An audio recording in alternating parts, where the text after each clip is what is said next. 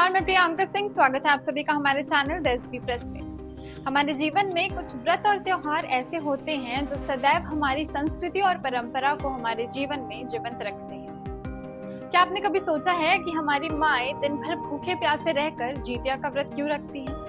हो सकता है बहुत लोगों के मन में ये सवाल उठते होंगे, मगर इसके जवाब हमेशा अनसुने रह जाते हैं। तो आइए आज के इस वीडियो में हम आपको बताते हैं इस खास व्रत के पीछे की परंपरा और महत्व।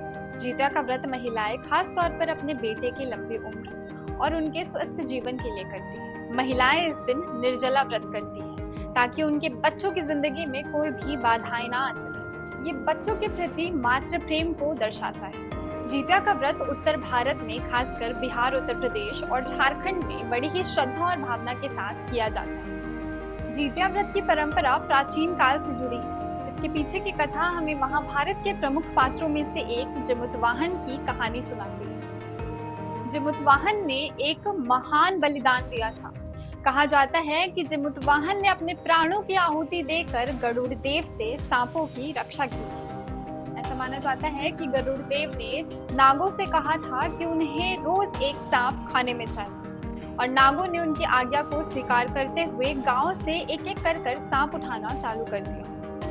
इसके बाद जब जमुतवाहन को ये बात पता चलती है तो उन्होंने सांपों की रक्षा के लिए अपने प्राणों की आहुति दी और गरुड़ देव के सामने जाकर खड़े हो गए, जिससे गरुड़ देव काफी प्रसन्न होते हैं और उन्हें जीवित रहने का वरदान देते हैं। उनके इस महान बलिदान की वजह से जितिया व्रत की कथा की शुरुआत हुई। इसमें माएं अपने बच्चों की लंबी उम्र के लिए दिन भर भूखे प्यासे निर्जला व्रत करती है और जमुतवाहन की पूजा करती है। इस व्रत को काफी कठिन माना जाता है।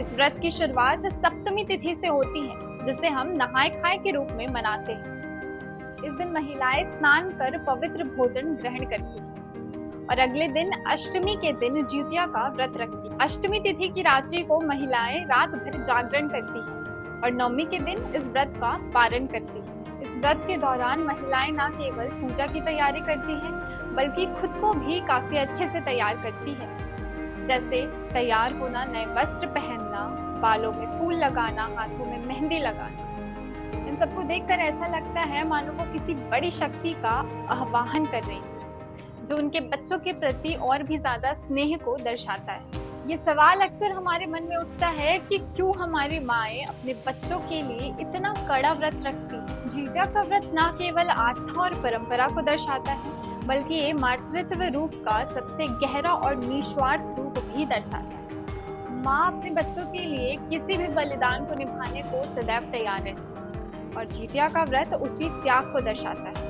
तो अगली बार जब आप अपनी माँ को जितिया का व्रत करते देखें तो ये जरूर सोचें कि वो निस्वार्थ भाव से आपकी लंबी उम्र के लिए दिन भर भूखे प्यासे रहकर निर्जला व्रत रख रही है। जितिया का व्रत न केवल एक धार्मिक अनुष्ठान है, बल्कि ये हमारे जीवन में माँ के महत्व और उनके गहरे प्रेम को समझने का एक अनूठा अवसर भी है। तो आप भी कोशिश करें कि आप सब भी अपनी माँ से निस्वार्थ प्रेम करें। इसी तरह के और इन्फॉर्मेटिव कंटेंट्स के लिए बने रहे हमारे चैनल द एसबी प्रेस के साथ।